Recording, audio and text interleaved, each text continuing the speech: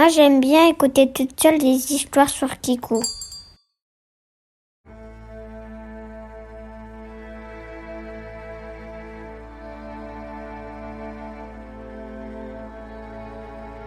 Et voici le chevalier orange.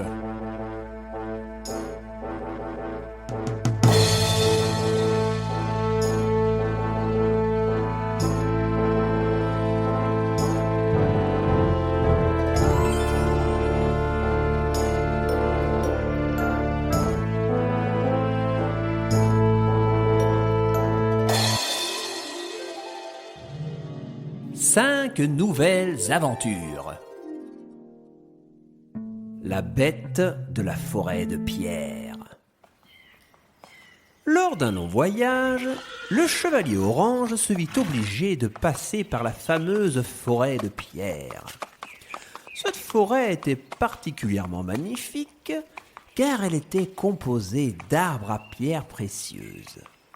On pouvait y croiser des buissons de rubis, des saules pleureurs de larmes de diamants, ou bien encore des chênes de topaz, le tout poussant paisiblement sur un gazon de rubis. C'était une région si étincelante que les rayons du soleil eux-mêmes n'osaient pas passer, et la forêt semblait continuellement plongée dans une nuit doucement colorée par ses lumières précieuses. Pour accéder au cœur de la forêt, il fallait traverser un petit village peuplé de forestiers-joutiers, les gardiens des lieux. Le soir commençait à poindre lorsque notre héros se présenta aux portes du hameau. Il interpella l'un des gardes. « Hola, monsieur! Bien le bonjour! Dites-moi, j'aimerais traverser votre précieuse forêt, s'il vous plaît. » « Ah, sans problème, chevalier.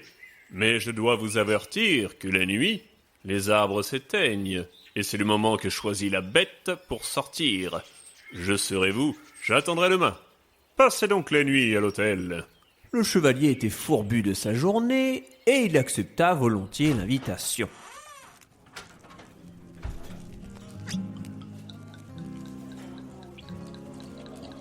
Après un bon repas dans l'auberge du coin, il s'assit près d'une fenêtre devant la cheminée pour lire un peu. Dehors, un épais brouillard s'était posé dans les rues et on n'y voyait pas à 3 pas. C'est alors qu'il entendit un cri. C'était la bête. Les villageois rentrèrent chez eux en hurlant. La panique gagnait les lieux et seul le chevalier orange semblait garder son sang-froid.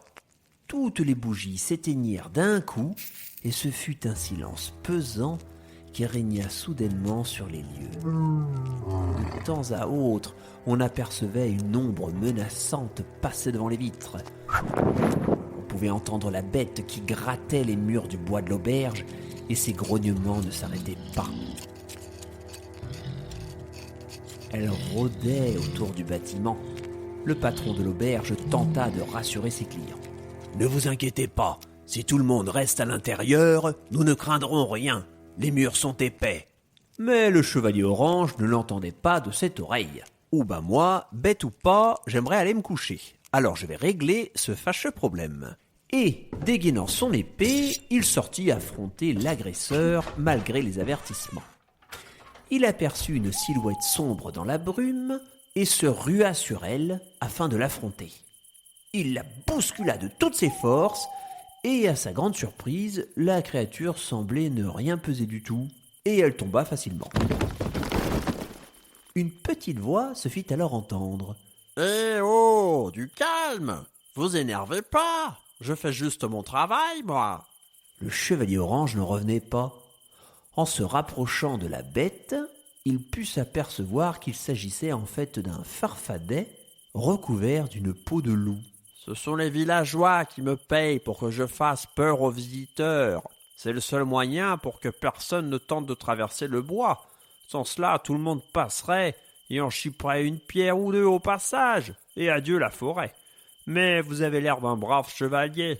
Ils vous laisseront sûrement aller demain matin. » En effet, après quelques explications avec les forestiers-joutiers, le chevalier orange put enfin se reposer Et le lendemain, il entama la traversée du bois en jurant de garder le secret de la bête de la forêt de pierre.